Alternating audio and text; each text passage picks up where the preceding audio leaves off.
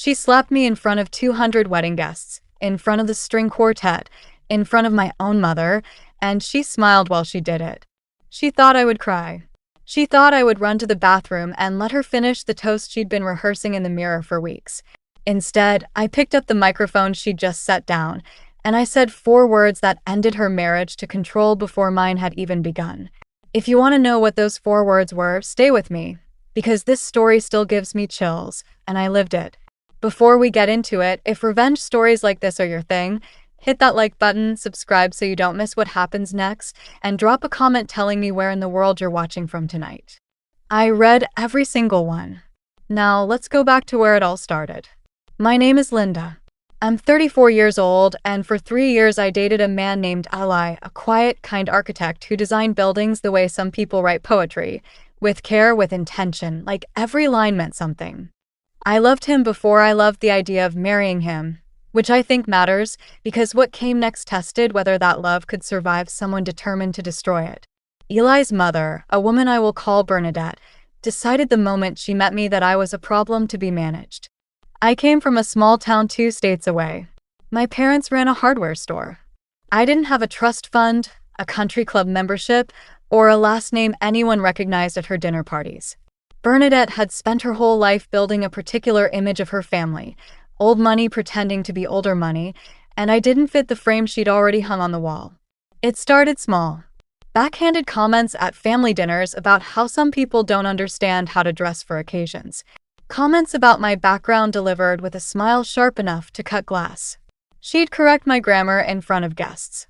She'd ask loudly whether I was sure I could handle the social demands of being married into their family, as though I were applying for a job I clearly wasn't qualified for. Eli noticed. He apologized constantly, told me his mother was old-fashioned and would come around. I believed him because I wanted to. I told myself that love builds bridges, that time softens even the hardest people, that if I was patient and gracious, Bernadette would eventually see me the way Eli did. I was wrong. Patience didn't soften her. It's important here. When Eli proposed, on a beach at sunset, ring hidden in a seashell, the whole thing achingly sincere, I said yes before he even finished the sentence. I thought that ring meant the battle was over.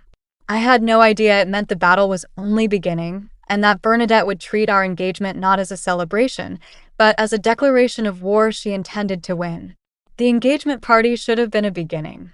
Instead, Bernadette turned it into the opening move of a campaign she'd clearly been planning since the day she found out her son loved a woman she hadn't chosen for him. She accidentally left me off the seating chart, so I sat at a table near the kitchen doors while Eli's family occupied the head table like royalty. She introduced me to her friends as Eli's companion instead of his fiancé, a word choice precise enough that I knew it wasn't a slip. She told a story at the microphone about Eli's perfect childhood sweetheart from boarding school, a girl named in loving detail, a girl who was very obviously not me, while I sat there holding a champagne glass and a smile that felt like it was cracking my face in half. I confronted Eli that night in the car.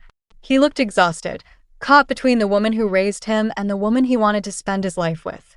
He promised he'd talk to her. He did talk to her, I know because she called me the next morning, voice honey sweet, to clarify that she only wanted what was best for her son, and that perhaps, in time, I would understand that meant someone other than me. I should have walked away then. I think some part of me knew that. But I loved Eli, and Eli was not his mother, and I told myself I was strong enough to outlast her disapproval.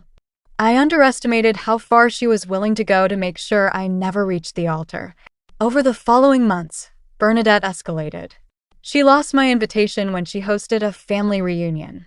She told relatives I was after the family money, a laughable accusation given that I had my own career as a project manager and had never once asked Eli's family for anything.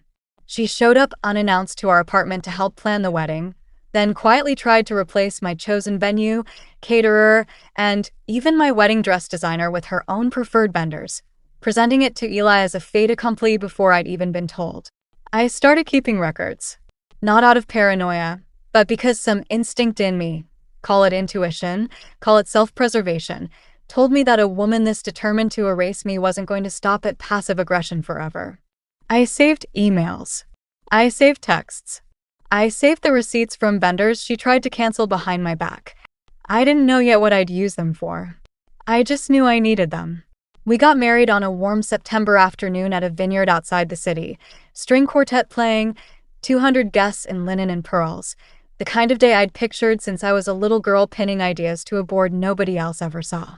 Bernadette had been unusually quiet in the weeks leading up to the wedding, which should have worried me more than it did. I told myself she'd finally accepted the inevitable. I told myself the woman who raised my husband couldn't possibly ruin the one day that was supposed to belong entirely to us. The reception was beautiful. Golden light, laughter, my father's hand trembling slightly as he walked me down the aisle earlier that day, Eli's eyes wet when he saw me. For a few hours, I let myself believe we'd made it through. Then came the toasts. Bernadette stood, microphone in hand, and began what sounded, at first, like a loving speech about her son. She talked about his childhood, his ambitions, the woman she'd always imagined he'd marry, and then, in front of 200 people, she turned to look directly at me and said that some people simply marry up and never learn to act like it, that she'd hoped her son would choose someone who understood her place, and that she could only pray I wouldn't embarrass this family the way I'd already embarrassed myself by standing there in a dress that cost more than what she assumed my parents made in a month. The room went silent in that specific, suffocating way a room goes silent when everyone realizes something is happening that shouldn't be. My mother's face went white. Eli started to stand. And I don't fully remember deciding to do it. I just remember walking toward her, intending only to gently take the microphone and redirect the toast before it got worse. She thought I was challenging her. Before I even reached for the mic, her hand came across my face, hard, sudden, the sound of it cracking through the speakers because she was standing so close to the live microphone. 200 guests gasped at once. My cheek burned. My ears rang. And Bernadette stood there, breathing hard, looking almost satisfied, like she'd finally put me back in whatever place she decided I belonged. She set the microphone down on the table, smoothed her dress, and turned to walk away, as if the matter were settled. It wasn't. I picked up that microphone with a hand that wasn't shaking nearly as much as I expected it to. I didn't yell. I didn't cry, even though my eyes were burning. I looked out at 200 faces. My new husband's stricken expression, my parents' horror, Bernadette's friend's frozen mid-sip of champagne, and I said the 4 words that I'd been carrying unspoken for over a year. I have the emails. That's it. 4 words. But Bernadette knew exactly what they meant, because she knew exactly what was in them. The messages where she'd schemed to cancel my vendors behind my back. The messages where she called me names to her sister that I won't repeat here. The messages where she explicitly wrote that she intended to make my life so unbearable I'd leave her son before the wedding ever happened. I had saved every single one, screenshotted and backed up in 3 different places, for exactly this kind of moment, even though I'd hoped I would never need to use them. I didn't read them aloud. I didn't need to. I simply held the phone up, just high enough for the people closest to the head table to see the subject lines and a string of names they recognized, and I said that anyone who wanted to know the truth about who had spent the last year trying to destroy this marriage was welcome to ask me after the reception, because I had nothing left to hide and apparently neither did she. Bernadette's face changed in real time, from triumphant to ashen in the space of about 3 seconds. Her husband, a quiet man who'd spent the entire engagement watching his wife's campaign with visible discomfort, stood up and gently took her arm, his expression somewhere between embarrassment and exhaustion, like a man who'd been waiting years for someone to finally hold up a mirror. Eli didn't hesitate. He crossed the room, took the microphone from my hand, and told 200 guests that his mother's words did not reflect how he saw his wife, that he was deeply sorry this had happened on our wedding day, and that, effective immediately, his mother would not be welcome at our home until she was ready to apologize, genuinely, not performatively, for everything she'd done. The applause that followed wasn't loud exactly. It was the quiet, relieved kind of applause that happens when a room full of people who've been holding their breath finally exhale together. Bernadette left the reception within the hour. She didn't apologize that night, and honestly, I hadn't expected her to. Some people need time to sit in the wreckage of their own choices before they're capable of accountability, if they're capable of it at all. For the first few months of our marriage, there was distance. Eli struggled with it more than I did.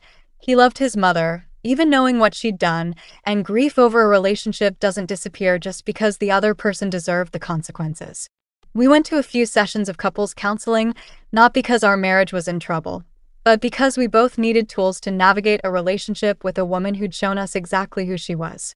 About 8 months after the wedding, Bernadette reached out, not with a grand apology, not with flowers or theatrics, but with a short, awkward letter that admitted, in halting language, that she had let her own insecurities about losing her son curdle into cruelty, and that she was sorry, not just for the slap, but for the year of quiet sabotage that led to it.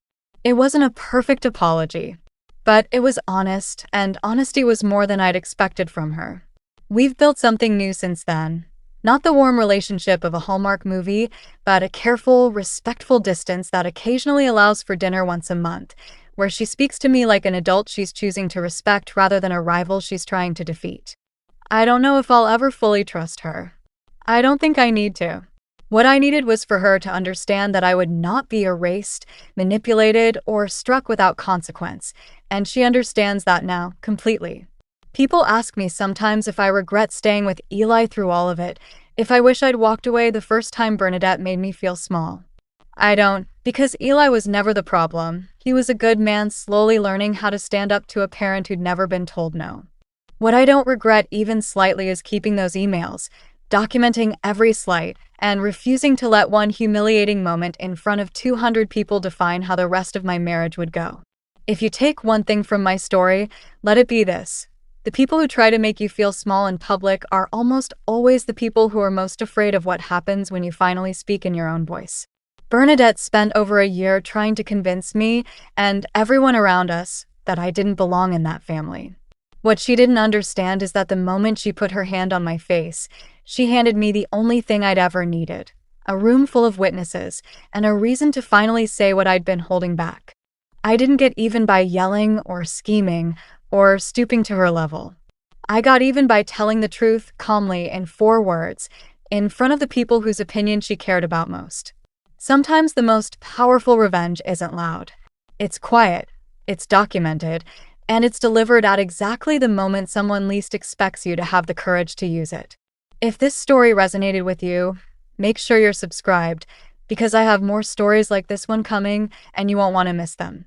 Drop a like if you believe silence has a breaking point, and tell me in the comments, would you have done the same thing I did, or would you have handled it differently? I read every comment, and I genuinely want to know. Thank you for listening to my story. I'll see you in the next one.